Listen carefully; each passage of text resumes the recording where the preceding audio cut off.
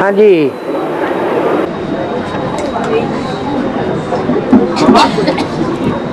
भगवान ने निराकार को याद करना सवाल दिया था, ये तो ठीक ही है।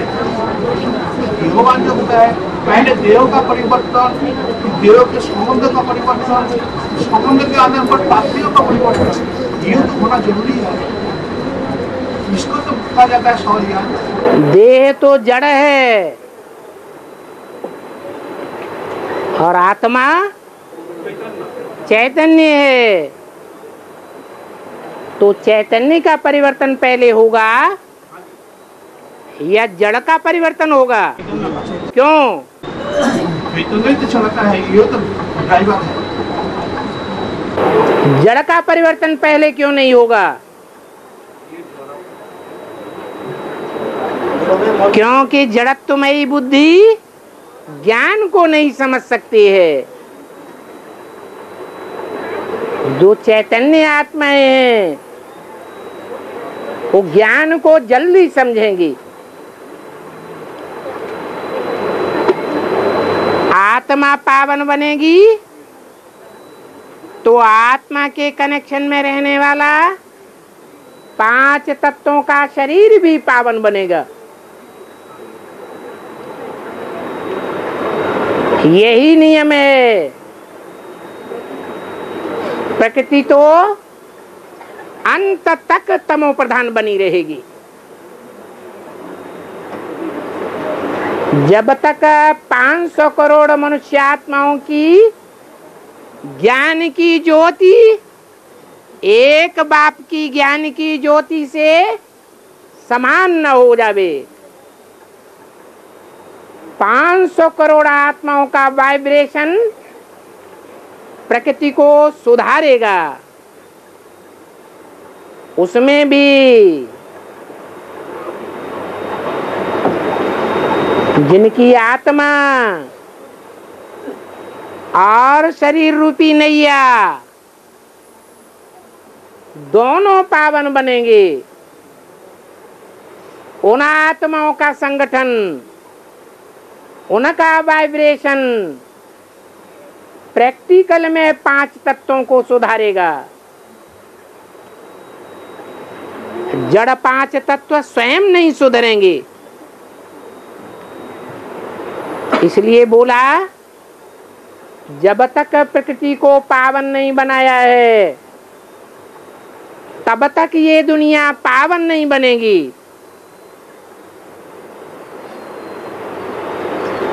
प्रकृति को भी पावन बनाना है तो कैसे पावन बनेगी? ज्ञान से पावन बनेगी या याद से पावन बनेगी? हैं? याद से पावन बनेगी। जो कहते हैं दे दान तो छूटे ग्रहण, तो किसको दान देना है? याद का है? चंद्रमा को दान देना है या सूर्य और सूर्यवंशी बच्चों को दान देना है? चंद्रमा को दान देना है। ये ब्रह्मा ही तुम्हारी जगदम्बा है। ये जड़त्वमयी बुद्धि है, बाप को नहीं पहचान पाते। नहीं पहचानती है तो अंत तक अपोजिशन करती है।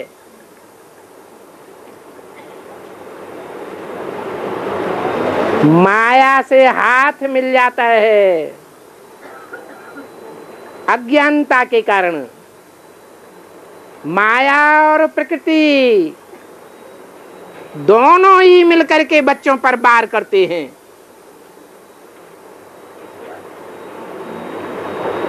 और बच्चे भी नंबरवार धराशायी हो जाते हैं। इसलिए ये बुद्धि में सदैव रहना चाहिए। क्या कि ज्ञान किसको देना है और याद का बल किसको देना है। कहते तो हैं भक्ति मार्ग में दे दान तो छूटे ग्रहण, परंतु समझते हैं कि सूर्य को भी विकारों का ग्रहण लगता है, चंद्रमा को भी लगता है, परंतु सूरज तो आग का गोला है, वो तो विकारों को भस्म करने वाला है। ग्रहण कैसे लगेगा? और बाबा, पांच विकार तो मन में उत्पन्न होता है, तो क्यों ऐसा बोला है? ग्रह का धर्म है पांच विकार। देह का धारणा का काम है। देह की धारणा पांच विकारों की देह में होती है नहीं, पहले आत्मा पतित बनती है, फिर देह पतित बनती है। 21 जन्म तक देह पतित कहेंगे क्या? देवताओं की देह मूर्ति के रूप में पूजी जाती है, जिसकी पूजा होती है उसे पतित कहेंगे या पावन कहेंगे। तो देह पतित नहीं होती है, पहले आत्मा पतित होती है। आत्मा में ही पांच विकारों की खाद पड़ती है। ये विकृति द्वापर युग से तब आती है जब आत्मा की 8 कलाएं रह जाती हैं। पलड़ा कलाओं का हल्का होने लगता है, तब 5 विकारों का प्रकोप होता है। और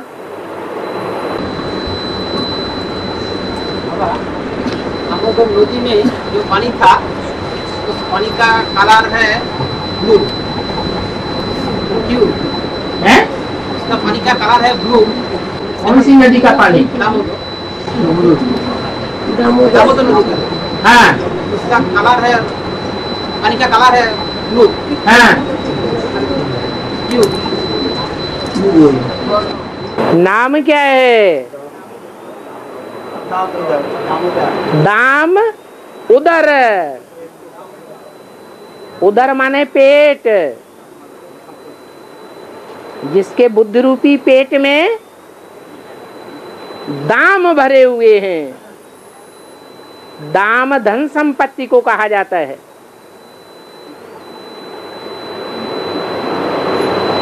किसकी बुद्धि रूपी पेट में ज्ञान की धन संपत्ति भरी हुई है?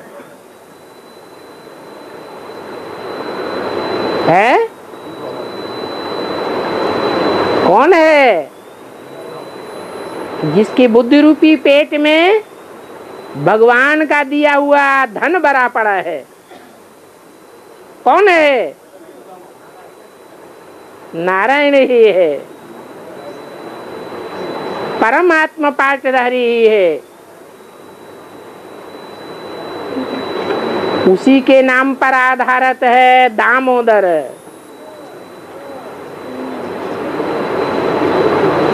चाहे उसे नीले गले के रूप में दिखा दो, चाहे दामोदर नदी के रूप में दिखा दो, कलयुग के अंत में जो क्षीर सागर दिखाते हैं, नेपाल में उस क्षीर सागर का पानी गंदला दिखाई पड़ता है या शुद्ध दिखाई पड़ता है? कैसा हो जाता है? गंदला हो जाता है। और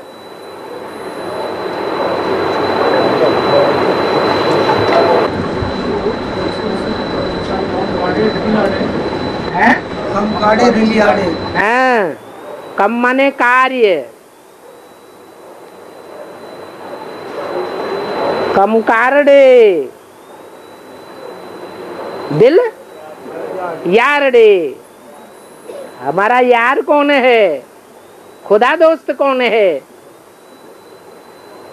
जो हमारा खुदा दोस्त है उसमें बुद्धि लगानी है।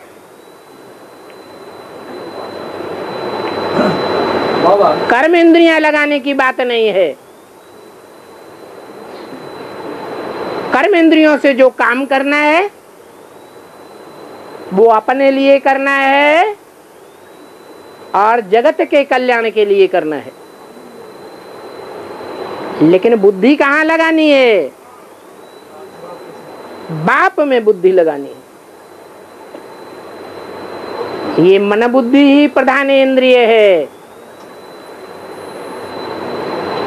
मुखिया को अगर बस में कर लिया तो सब बस में हो जाता है। इसलिए अरस परस है।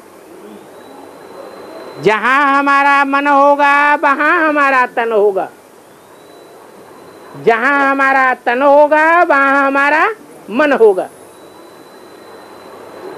जहां हमारा मन होगा वहीं हम धन लगाएंगे। दूसरी जगह धन नहीं जाएगा, क्योंकि दिल हमारा इस पर फिदा है। तो धन भी कहाँ लुटाएंगे? इसी के ऊपर लुटाएंगे। तो अरस परस है। जहां धन जाता है वहां मन जाता है। जहां मन जाता है वहां धन भी जाता है। और महाभारत लड़ाई में मेल्स का नाम है, फीमेल्स का कोई नाम नहीं है।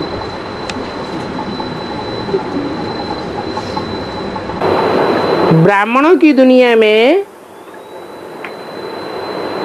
विजयमाला वाली आत्माएं ज्ञान अज्ञान की लड़ाई में शामिल होती हैं या रुद्रमाला के मणके शामिल होते हैं। ये रुद्रमाला के मणके अम्मा के बच्चे हैं या बाप के बच्चे हैं? तो जो बाप के बच्चे हैं उनके लिए बाप का संदेश है। Gateway to heaven is Mahabharata. ये महाभारत युद्ध स्वर्ग का द्वार खोलता है। इस द्वार में वो ही बच्चे प्रवेश करेंगे जो सच्चाई के लिए युद्ध लड़ेंगे। सच्चाई की बात सामने आने पर जो दुबक के बैठ जाएंगे उनको राजधानी में ऊंच पद नहीं मिल सकता। सच्चखंड स्थापन करना है या झूठ खंड स्थापन करना है?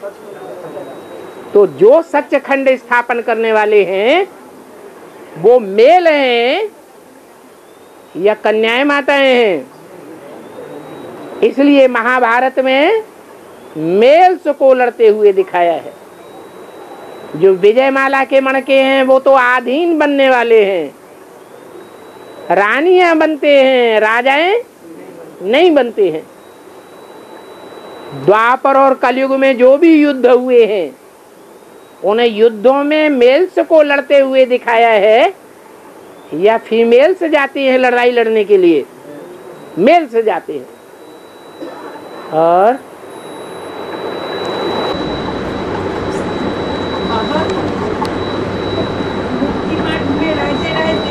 बुद्धि तो भटका गया, तो मन में सर्वदा आलोड़न होता है मधुरो मधुरो नाम शिव नाम शिव नाम।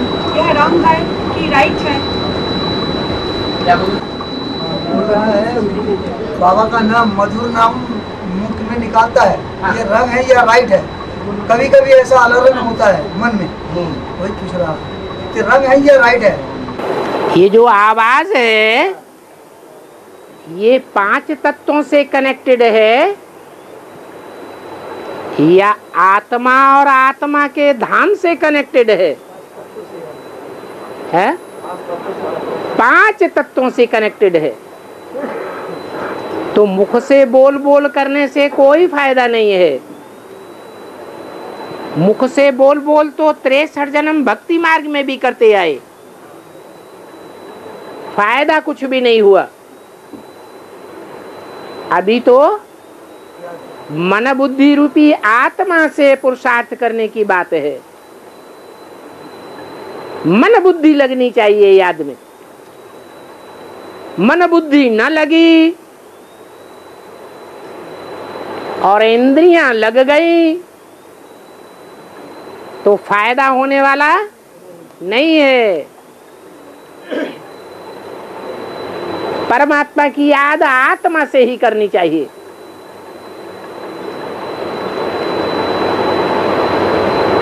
इंद्रियों की बात नहीं है। हाँ, प्रैक्टिस ऐसी करनी है जो बाप का डायरेक्शन है। कम कार्डे कर्म इंद्रियों से काम करना है। सन्यासियों में सल कर्मधारा को छोड़ करके नहीं भागना है। जो भी कर्मेंद्रियां हैं, चाहे श्रेष्ठ हैं चाहे भ्रष्ट हैं, सन्यासियों में सल कर्मधारा को नहीं छोड़ना है। कर्म तो करना है कर्मेंद्रियों से, परंतु क्या अंतर है? याद एक बाप की होनी चाहिए। तो कर्मेंद्रियों से जो भी कर्म करेंगे, अच्छा करेंगे या बुरा करेंगे, अगर मन बाप की याद में लगा होगा तो पाप पुण्य का असर नहीं होगा। और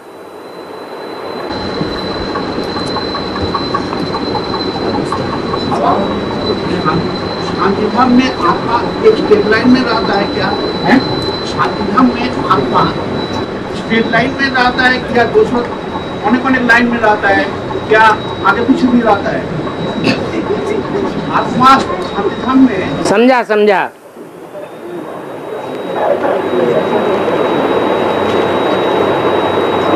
आत्माएं नंबरवार शक्तिशाली हैं या एक जैसी शक्तिशाली हैं? मनुष्य आत्माएं भी नंबरवार शक्तिशाली हैं। देव आत्माएं भी नंबरवार शक्तिशाली हैं। पशु और पक्षियों की आत्माएं भी नंबरवार शक्तिशाली हैं। फिर जो पेड़ पौधे हैं उनकी आत्माएं भी नंबरवार शक्तिशाली हैं। तो जो सबसे जास्ती शक्तिशाली होंगे वो ज्यादा ऊंची स्टेज में जाएंगे या कम पावर वाले ऊंची स्टेज में जाएंगे? तो ऐसे ही है, सबको घेर करके परमपिता परमात्मा रहता है, सबको आवृत करके। उसकी पकड़ से बाहर कोई नहीं जा सकता। प्रजापिता भी नहीं जा सकता। रामकृष्ण की आत्माएं भी उसको क्रॉस करके नहीं जा सकती। फिर उसके बाद नंबरवार मनुष्य आत्माएं हैं जो सारी सृष्टि को घेर के रहती है। इसलिए बोला न अहम तेषु ते मये।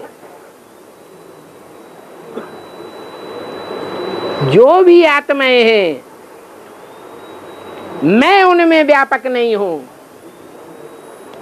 परंतु मेरी पकड़ के अंदर सब हैं। मेरे अंदर सब समाये हुए हैं। जैसे बीज के अंदर झाड़ समाया हुआ होता है, पत्तों में, टहनियों में, फल में, फूलों में बीज नहीं समाया हुआ है, परंतु बीज में ये सब समाये हुए हैं। और एक फार्लम जाएगा, फार्लम 20 ईयर्स में एक फार्लम होता है पूरी गज में, तो वो एक फार्लम स्ट्रेट लाइन में जाता है। एक स्क्वायर फार्लम किया है, एक क्यूबिक फार्लम। एक फलन पूछ रहा है, फलन तो जाएगा एक फार्लम जाएगा है ना, तो इधर भी एक फार्लम, उधर भी एक फार्लम, इधर भी एक फार्लम, ऐसा चारों तरफ एक फलन होगा क्या, वही पूछ रहा है। सारा आत्मा जो रहते हैं एक फलन। आत्माएं अति सूक्ष्म है या कोई स्थान लेने वाली है? अति सूक्ष्म है। तो सूक्ष्मता के हिसाब से बताया कि एक फरलांग में समूची आत्माएं समाई हुई है। जहां आत्म की स्थिति होती है वहां दिल में जगह ज्यादा हो जाती है। जहां देहभान में होते हैं वहां बहुत बड़ा महल मिल जाए तो भी समा के नहीं रख सकते। दिल बड़ा हो तो छोटा घर भी बड़ा घर हो जाता है। भगवान के बच्चे गरीब होते हैं, छोटे घर वाले होते हैं या बड़े घर वाले होते हैं? छोटे घर वाले होते हैं, परंतु भगवान के लिए उनका दिल बड़ा है। इसलिए भगवान कहते हैं तुम्हारा छोटा घर भी हमारे लिए बहुत बड़ा घर है। और इस समय विशेष आत्माएं जस्टिस रूप में है, तो जस्टिस का निशान क्या दिखाई दे रहा है? बाबा मुरली में बोला कि इस समय विशेष आत्माएं जस्टिस रूप में है। विशेष आत्मा जो होते हैं जस्टिस रूप में है, तो कैसे समझ में आएगा?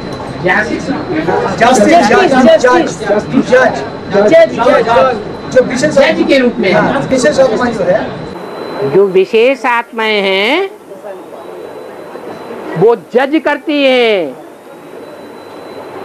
फैसला करके बता देती हैं कि भगवान आया हुआ है। जो जज करने की स्टेज में नहीं है वो भगवान को नहीं पहचान पाती, खुद विश्वास नहीं कर पाती तो दूसरों को भी नहीं बता पाती। बताती हैं तो निश्चयात्मक बुद्धि से नहीं बताती,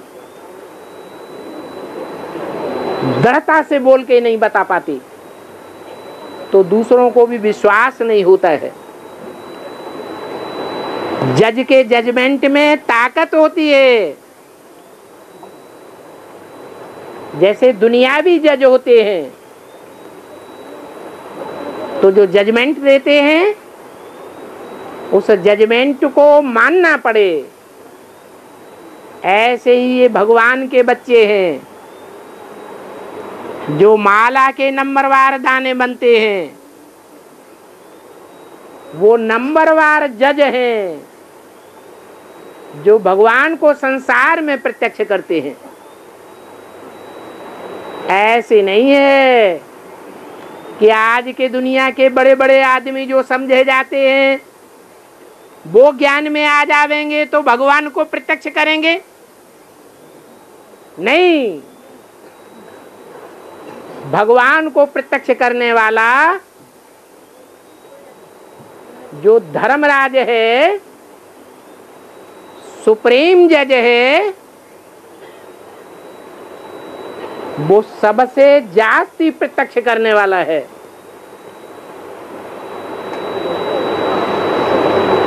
एक 108 आत्माओं को भी निश्चय पैदा करने वाला है। फिर नंबरवार है जज। तो यहां ही साबित हो जाएगा कि इस दुनिया में बड़े से बड़े जज कौन हैं। बड़े से बड़े जज सुप्रीम सोल बाप के बच्चे होंगे या दुनिया के बड़े बड़े लोग होंगे? बाप के बच्चे ही बड़े से बड़े जज हैं। आगे चल करके ये प्रत्यक्ष होने वाला है। और जो 8 पॉइंट जो निकला है ना, ब्रह्म कुमारी बताएंगे तो हम बताएंगे, तो वो न्यूज पेपर में डाल सकता है? डालो, कौन मना करता है? पैसे नहीं देना। Hindi news paper, Bangla news paper डालो डालो। पैसा तो लगेगा, पैसा बिना तो नहीं देगा। इसका मतलब है आप रिश्वत दे करके जो काम करेंगे उसमें सच्चाई है या झूठ है, इसका मतलब आप वो समझा नहीं सकते।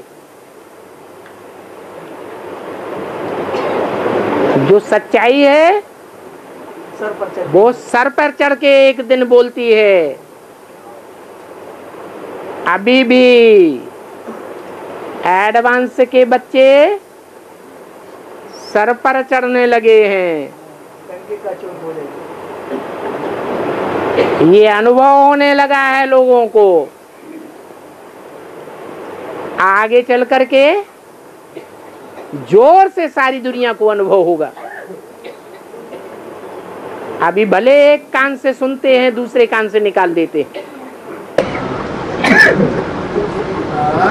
बाबा अभी मुरली में बाबा ने कहा कि मैं सोचता हूँ कैसे, क्योंकि बाबा को भी तो ये सोचना पड़ता है कि अब मेरे को बच्चे पति बन गए हैं, पावन बनाना है। आत्मा में संस्कार भरे हुए हैं। हर एक आत्मा में संस्कार भरे हैं। कोई में 84 जन्म के संस्कार हैं, कोई में कम जन्म के संस्कार हैं। जिनमें 84 जन्म के संस्कार हैं वो नई सृष्टि के आदि में ही आ जाते हैं। जिनमें कम जन्मों के संस्कार हैं वो बीच बीच में आते रहते हैं।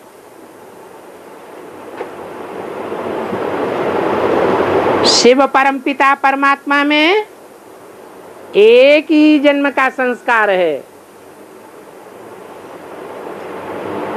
ज्ञान सुनाने का विशेष संस्कार है। वो त्रिकालदर्शी है या एक काल का ज्ञाता है?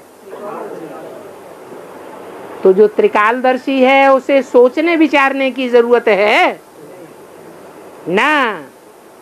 जैसे हम आत्माएं सृष्टि रूपी रंगमंच पर परम धाम से जब आई थी तो सोच विचार के आई थी या आने का उस समय का संस्कार भरा हुआ था इसलिए आई थी?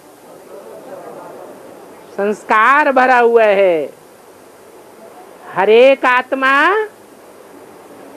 इस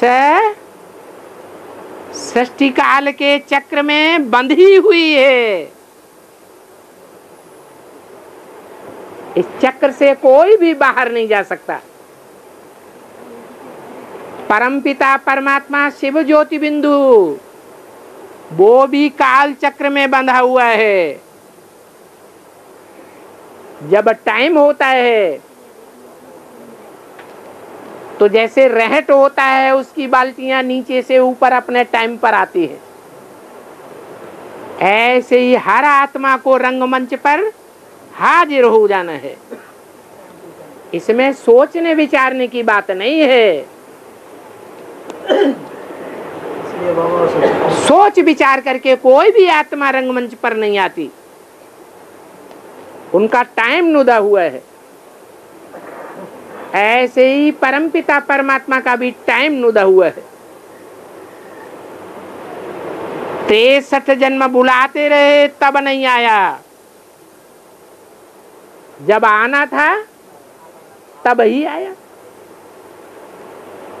और बाबा शहर के जो सिटी जगह में जो है ना सत्तो सामान्य जो शूटिंग हो रहा है 65 से लेकर, तो उम्र ने अपना शरीर छोड़ा तो उस टाइम में दापुर का शूटिंग भी होने शुरू हो गया। तो सत्तो का सामान्य शूटिंग में दापुर का शूटिंग क्यों हुआ? बोला मतलब इस तरह और जोर से हाँ बोलो, बताओ ना, हमें तो नहीं समझ में आ रहा है। हैं? मम्मा ने 65 में शरीर छोड़ा था। हाँ तो उसी टाइम में दापुर का भी शूटिंग होने शुरू हो गया। और सत्तो सामान्य का भी शूटिंग पीरियड था। तो सत्तो सामान्य शूटिंग में दापुर का शूटिंग क्यों हुआ? मम्मा ने 65 में शरीर छोड़ा है। जब मम्मा ने शरीर छोड़ा है तब से ही बीज पड़ गया ब्राह्मणों की उतरती कला का, क्योंकि ज्ञान की धारणा मम्मा में ज्यादा थी या ब्रह्मा में ज्यादा थी? तो जो धारणा करने वाली है आत्मा वो ही चगली गई यज्ञ से। इसलिए बीजारोपण तो तभी से हो गया क्योंकि मम्मा के जाने के बाद मम्मा की गद्दी को कोई मायावी ने संभाल लिया। तो यथा राजा तथा प्रजा हो जाती है। परंतु उस समय ब्रह्मा बाबा भी जीवित थे, इसलिए कोई को पता नहीं चला कि हम गिरती कला में जा रहे हैं। परंतु 3 साल के बाद जब बाबा ने भी शरीर छोड़ दिया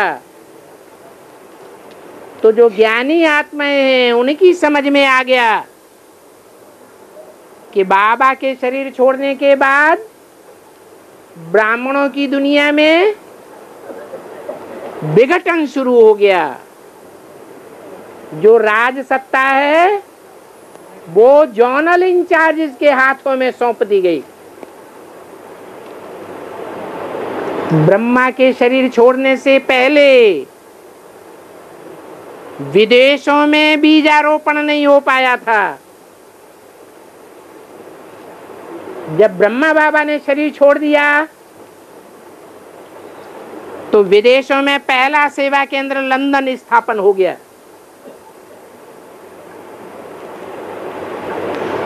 विदेशों में जनसंख्या की वृद्धि शुरू हो गई।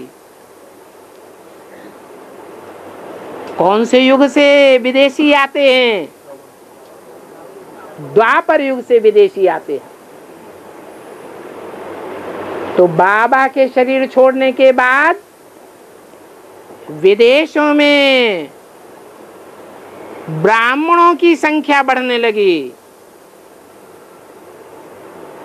उससे पहले जो भी ब्राह्मण थे वो सब भारतवासी थे। ऐसे ऐसे अनेक साक्ष्य, अनेक घटनाएं हैं जो सीढ़ी के चित्र में दिखाई गई है, जिनसे साबित होता है कि मम्मा बाबा के शरीर छोड़ने के बाद कैसे भक्ति मार्गीय रावण राज्य की शूटिंग शुरू हो जाती है ब्राह्मणों की दुनिया में।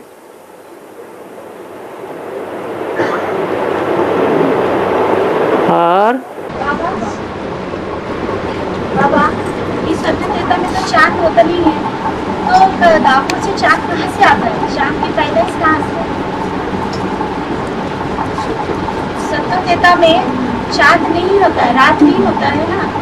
सत्य त्रेता में चांद की उजाला नहीं होते हैं, वही पूछ रहा है। तो दापर काली में कैसे आते? सतयुग त्रेता में जो चंद्रमा है वो पृथ्वी के पेट में समा जाता है कि अलग होता है। तो चांद की रोशनी कहां से आवेगी? चंद्रमा तो राकापति कहा जाता है। राका माने रात, वो रात का स्वामी है। सतयुग त्रेता में तो दिन ही दिन होता है, रात होती ही नहीं। वहां तो ज्ञान सूर्य का बोलबाला है। सतयुग त्रेता में राम राज्य कहा जाता है। राम को सूर्यवंशी कहा जाता है। ऐसे नहीं कहते हैं कि सतयुग त्रेता में कृष्ण का राज्य था। किसका राज्य था? राम का राज्य है। राम माने सूर्यवंशी। सूर्य का उजेला ही उजेला वहां होता है। अज्ञान रूपी अंधकार वहां होता ही नहीं। अज्ञानता माने देह भान। देह का भान वहां कोई देवता में नहीं होता। अज्ञान अंधकार की बात ही नहीं। रोशनी ही रोशनी है। वहां थकान होती ही नहीं।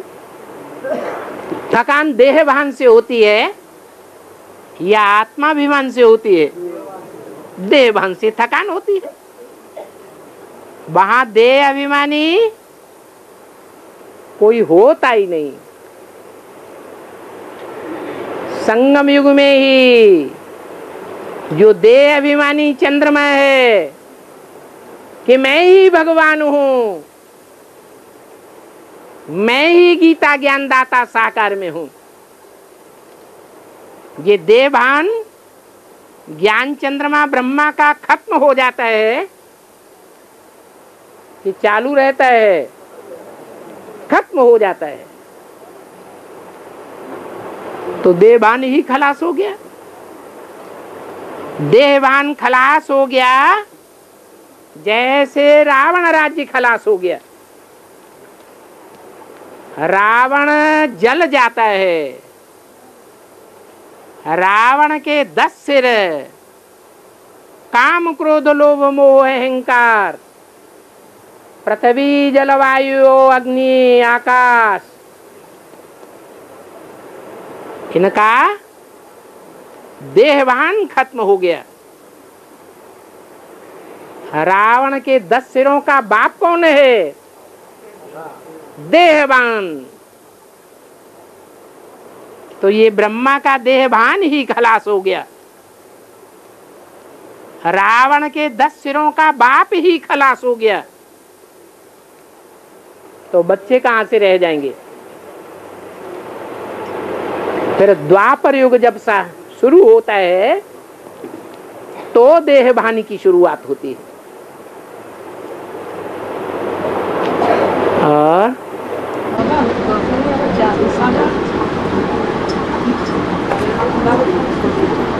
जो लोग माउंट आबू में जमीन खरीदे ना, उसमें कोई पूछते हैं, कोई की इच्छा है कि मकान बनाने के लिए, लेकिन बाबा का तो माना है मकान बनाना, तो बोलते हैं कि पैसा कहाँ रखेंगे, बैंक तो फेल हो जाएगा, तो और जमीन खरीद लो। मकान बनाने की इच्छा है। मकान बनाने की इच्छा है। मकान बनाने की इच्छा है और जलजला आया और मकान टूट गया या विरोधियों ने ही तोड़वा दिया, तब क्या करेंगे? विरोधी अभी मकान तोड़वा रहे हैं या नहीं तोड़वा रहे हैं? तो काहे के लिए पैसा बर्बाद करना है? हाँ, जमीन खरीद लो, उसकी कीमत बढ़ती रहेगी।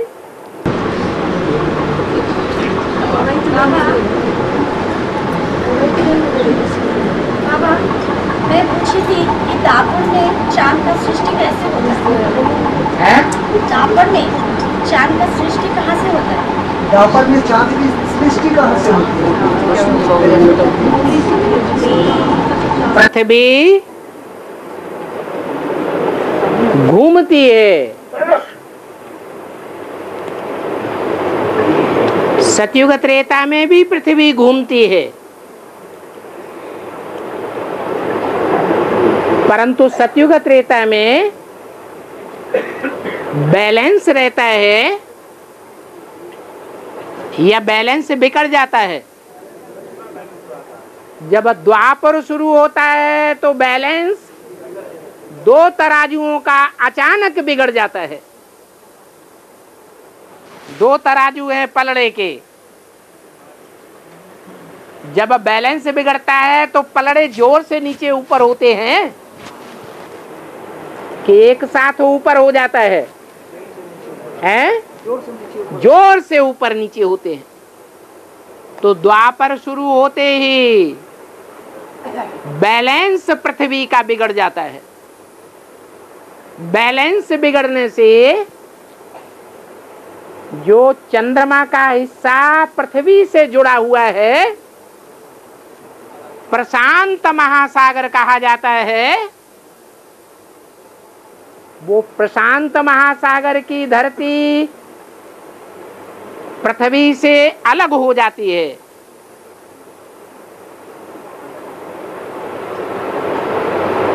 जब वो हिस्सा अलग होता है तो उस हिस्से का पानी चंद्रमा के साथ जाएगा या पृथ्वी में चिपक जाएगा? है चंद्रमा के साथ जाएगा। हाँ, पानी तरल होता है, तो तरल होने के कारण चंद्रमा का पृथ्वी का हिस्सा वो दूर होता है और पानी का हिस्सा प्रशांत महासागर में ही रह जाता है। इसलिए आज वैज्ञानिक बताते हैं कि चंद्रमा में पानी नहीं है और पृथ्वी में तो 3 हिस्सा पानी है और 1 हिस्सा जमीन है। तो बैलेंस बिगड़ने से चंद्रमा का हिस्सा अलग हो जाता है। इसलिए पृथ्वी को ग्रह कहा जाता है और चंद्रमा को उपग्रह कहा जाता है। इसी से साबित होता है कि चंद्रमा पृथ्वी का हिस्सा है। जैसे मां के पेट से, गर्भ से जब बच्चा पैदा होता है तो गर्भ का हिस्सा अलग हो जाता है, ऐसे ही चंद्रमा अलग हो गया और पृथ्वी माता अलग हो गई। वो अर्ध विनाश है। जब भगवान बाप आते हैं तो संपूर्ण विनाश भी होता है। पृथ्वी का पूरा ही बैलेंस बिगड़ जाता है। उस समय चंद्रमा फिर पृथ्वी के साथ ऐड हो जाता है।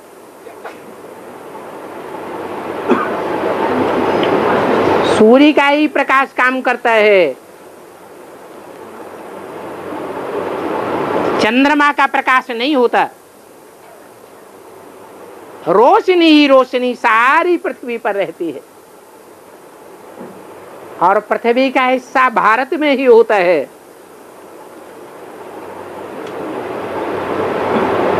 सच्चे अर्थों में उस समय भारत कहा जाता है, जो ज्ञान के तंत्र में टिका हुआ होता है। ज्ञान का तंत्र है आत्मिक स्थिति। सभी देवताएं आत्मिक स्थिति वाले होते हैं, कोई भी देवभान में नहीं होता, अर्थात अज्ञान का नाम निशान नहीं रहता। और किसी पत्ते के ऊपर पानी डालते हैं, जैसे व्यक्ति में शिव शंकर भोलेनाथ के ऊपर पानी डाला जाता है, वैसे किसी के ऊपर पानी नहीं डाला जाता। तुलसी पार्ट किसका है? ये तुलसी का जो पार्ट है वो कौन सी आत्मा का पार्ट है? जगदम्बा का पार्ट है। जो जगत की अम्बा है उसको देख करके बच्चे ज्ञान में आए होंगे कि पहले ही आ गए। तो ज्ञान देने वाला प्रैक्टिकल में बाप हुआ या जगदम्बा हुई?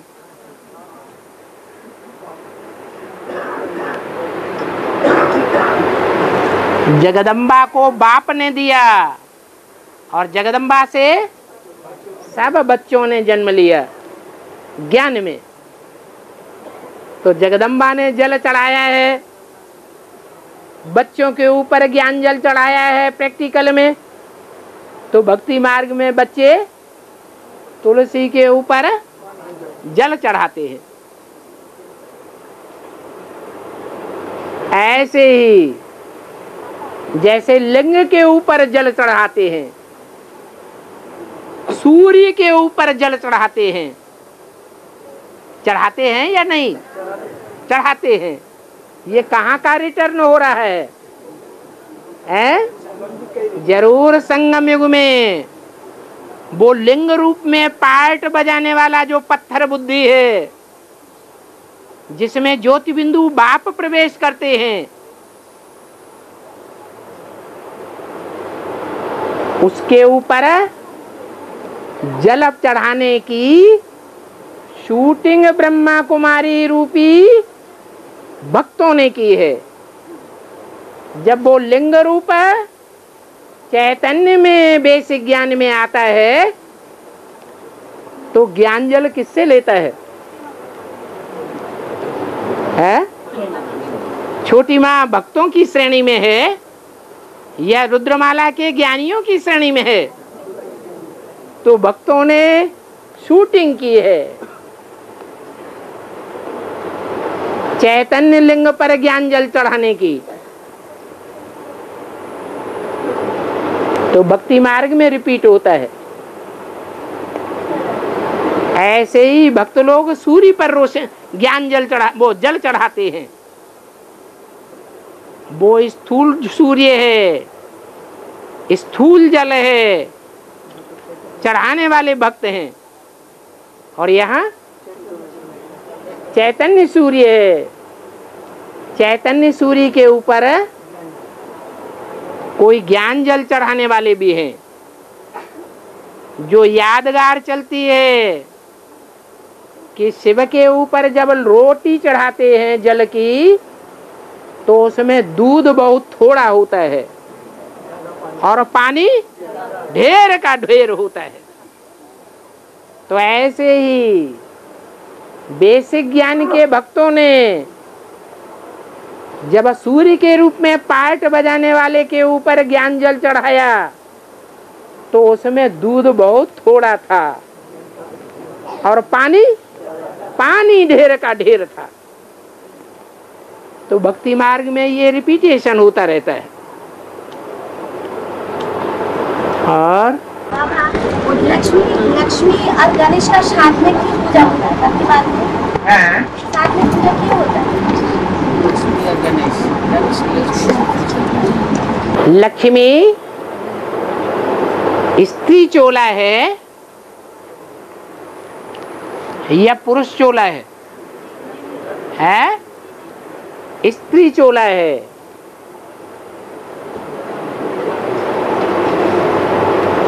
पुरुषों में ज्ञान गहराई से बैठता है या माताओं कन्याओं में ज्ञान गहराई से बैठता है? माताओं कन्याओं में बैठता है?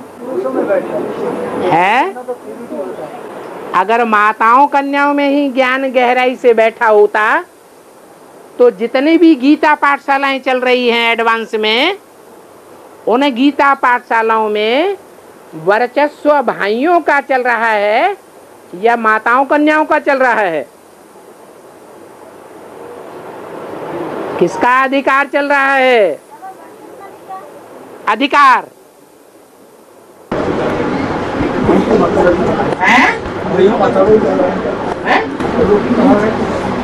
कोर्स भल करा रहे हैं, लेकिन जो वर्चस्व है, अधिकार है, वो किसका है? भाइयों का अधिकार चल रहा है या माताओं का अधिकार चल रहा है? अगर कहें कि माताओं का अधिकार चल रहा है, तो माताएं दुर्योधन दुशासनों के चक्कर में आएंगी या नहीं आएंगी? है? अगर कहें कि कन्याओं माताओं का अधिकार एडवांस की गीता पाठशालाओं में चल रहा है, तो सवाल होता है कि वो कन्याएं माताएं दुर्योधन दुशासनों के कंट्रोल में चल रही हैं या नहीं चल रही हैं? बताओ। है? चल रही हैं।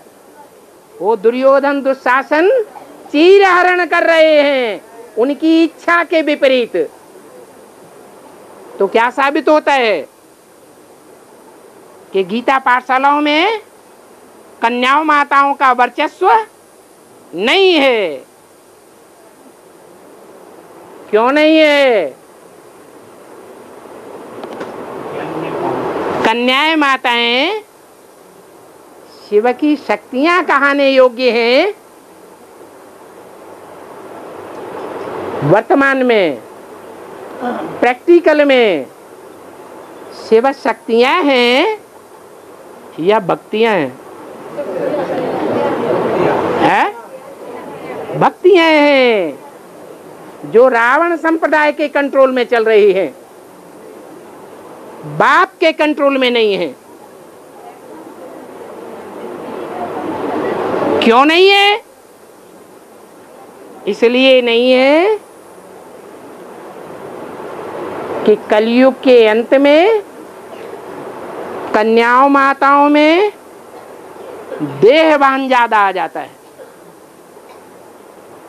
देहभान आने के कारण कलयुग के अंत में कन्याएं माताएं अबलाएं हो जाती हैं।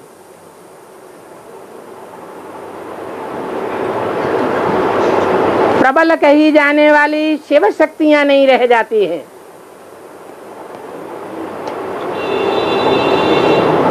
अभी नई दुनिया स्थापन होगी तो जो अबलाएं हैं वो क्या बन जावेंगी? सबलाएं बन जावेंगी। तब के लिए मुरली में बोला है कि द्वापर कलयुग में राजाओं ने रानियों को छोड़ दिया था, रानियों की परवाह नहीं की। अब क्या होने वाला है? अब रानियां राजाओं को छोड़ देंगी, राजाओं की परवाह नहीं करेंगी। तब कहेंगे शिव शक्तियां।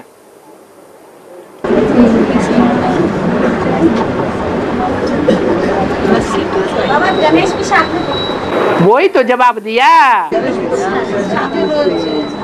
नहीं, गणेश जानवर है या देवता है?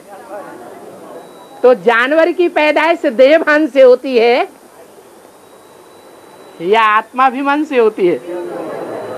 तो पार्वती ने गणेश को जो पैदाइश की वो देह की मैल से की, देह के विकार से की या निर्विकारी की पैदाइश है? जो देह का मैल है, उबटन है, वो देहभान का विकार है। उस विकार से गणेश की पैदाइश हुई। इसलिए गणेश जानवर है, वास्तव में देवता नहीं है। और गणेश हनुमान की पूजा भी कलयुग से होती है, द्वापर में पूजा नहीं होती है। लेकिन बाबा गणेश को तो सर्व बुद्धि दाता बताया गया, सबसे फर्स्ट में गणेश की ही पूजा लोग करते हैं। हाँ, पैदाइश किससे हुई है? माता से हुई है या पिता से हुई है? माता से पैदाइश हुई है, तो माता बुद्धि में धारणा ज्यादा करती है या पिता धारणा ज्यादा करता है? है? माता धारणा ज्यादा करती है। इसलिए धारणा ज्यादा होने के कारण गणेश को देवताओं में पहले पूजा जाता है। और लेकिन बाबा आपने तो बोला है माता गुरु बिगर उद्धर नहीं होगा, तो ये गीता पाठशाला चलाने वाले जो बच्चे से लेकर के बैठे हैं, उनको तो माता को गुरु मानना ही पड़ेगा, आखिर में तो उनको आना ही पड़ेगा। तो मना कर रहे हैं हम? बाबा क्या मना कर रहे हैं? बाबा तो कहते हैं कि सृष्टि का परिवर्तन ही तब होगा जब माताएं गुरु बनेंगी। अभी तो पुरुष घर घर में गुरु बन करके बैठे हैं। बहुत पुरुष माता को गुरु बना दिया।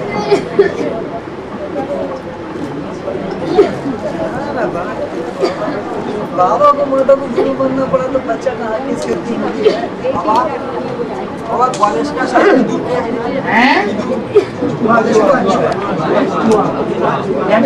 गणेश की सवारी चूहा, गणेश जी का पेट बहुत बड़ा है और गणेश जी कितने भारी है, लेकिन छोटे से चूहे पर सवारी उनकी छोटी है। ये एडवांस में जितने निकले हैं, ये एडवांस में निकलने वाले जो बेसिक परिवार हैं, उन परिवारों के, उन घरों के अंदर ऐसा खोखला कर देते हैं जो सारे के सारे परिवार टूट पड़ते हैं। तो ये चूहे हैं क्या? इन चूहों के ऊपर कृष्ण वाली आत्मा एक दिन सवारी कर लेती है, अभी भी सवारी कर रही है। हाँ, ये बीज रूप आत्माएं हैं। इसलिए कृष्ण की आत्मा उर्फ गणेश की आत्मा जब इन चूहों के संसर्ग संपर्क में आती है तो वो भी बीज रूप बन जाती है और सहयोगी बन जाती है। सहयोगी बनने के कारण वो बेसिक के पूरे परिवार खोखले हो जाते हैं और एडवांस में आ जाते हैं। और योगिनी माँ अभी है, योगिनी माँ अभी है, लेकिन आदमी की योगिनी माँ थी। अरे बाबा ने तो बोला है अव्यक्त वाणी में, तुम अष्टदेवों ने आदि में भी क्या किया था? इन दीदी दादी दादाओं का श्रृंगार किया था। आदि में गुण रत्नों से श्रृंगार किया था और अंत में ज्ञान रत्नों का श्रृंगार करेंगे। इन दीदी दादियों का श्रृंगार करेंगे। कौन करेंगे? तुम अष्टदेव ही करेंगे। तो अष्टदेवों में से दूसरे नंबर का देवता कौन है? हैं? हाँ जी, तो जरूर आदि में भी था तो अंत में भी होगा। और कर दिया, अभी तक पता नहीं, तो यह का मतलब क्यों है? क्या है? नेताजी का लाश को गुम कर दिया। हाँ, अभी तक पता नहीं लगा कि कहाँ है। नेताजी गरम दल के थे या ठंडे दल के थे? ब्रह्मा बाबा ठंडे दिमाग के थे या गर्म दिमाग के थे? उनका भागीदार भी गर्म दिमाग का था या ठंडे दिमाग का था? जरूर गर्म दिमाग का था। सूर्यवंशी राम की आत्मा थी क्या? इसलिए वो जैसे गुम हो गया भक्ति मार्ग का सुभाष चंद्र बोस, ऐसे ही ज्ञान मार्ग की कोई सुभाष चंद्र बोस की आत्मा है, जिसके लिए मुरली में बताया कि उसकी लाश को भी गुम कर दिया। अभी तक भी पता नहीं चला। जब सुभाष चंद्र बोस का पता चलेगा तो उसका भी पता चल जाएगा। अभी मुरली के हिसाब से